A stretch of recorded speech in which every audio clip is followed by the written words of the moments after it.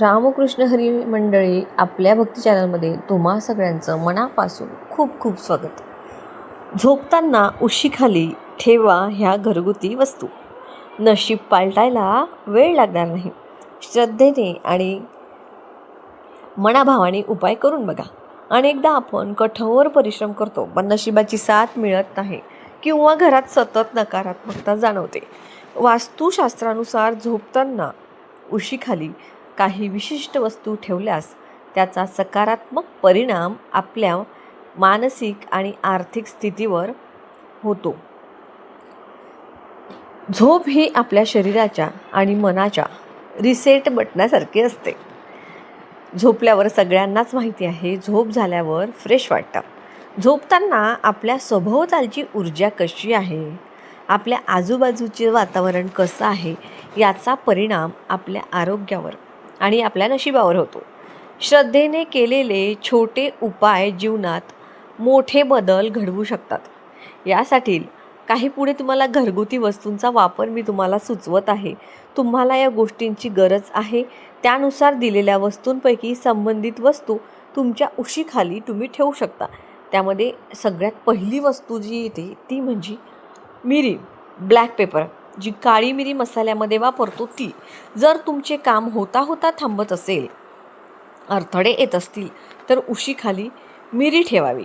यामुळे भाग्य उजळतं आणि तुमची अडकलेली कामं मार्गी लागतात. पुढचं म्हणजे हळकुंड, म्हणजे टर्मरिक रूट. नात्यात वारंवार वाद होत असतील तर हळकुंड ठेवावं. यामुळे गुरुग्रहाचं बळ मिळतं आणि नात्यात प्रेम गोडवा वाढतो.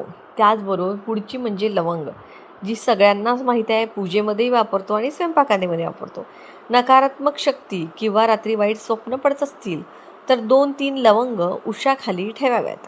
यामुळे वाईट नजर आणि वाईट विचारांपासून आपलं रक्षण होतं असं सांगितलं जातं. पुढची वस्तू म्हणजे वेलची, जे हिरवे वेलदोडे असतात, जे आपण किचनमध्ये आपण वापरत असतो.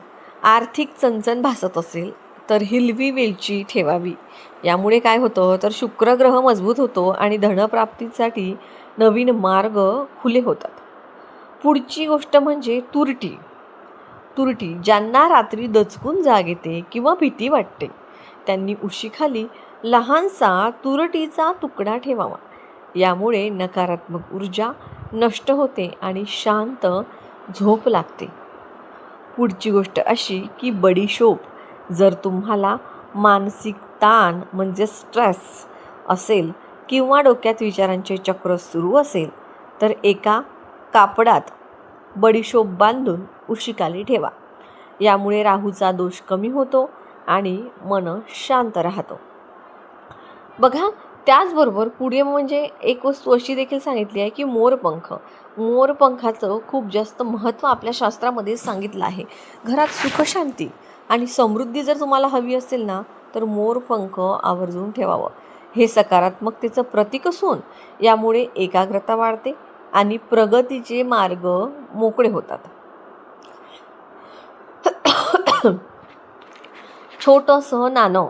करिअरमध्ये प्रगती किंवा नोकरीत संधी हवी असल्यास उशीखाली चांदीचं छोटंसं नाणं ठेवावं. यामुळे आर्थिक स्थिरता मिळते. पुढची गोष्ट आहे जी आपल्या भाजीसाठी वापरतो ती म्हणजे लसूणाची पाकळी.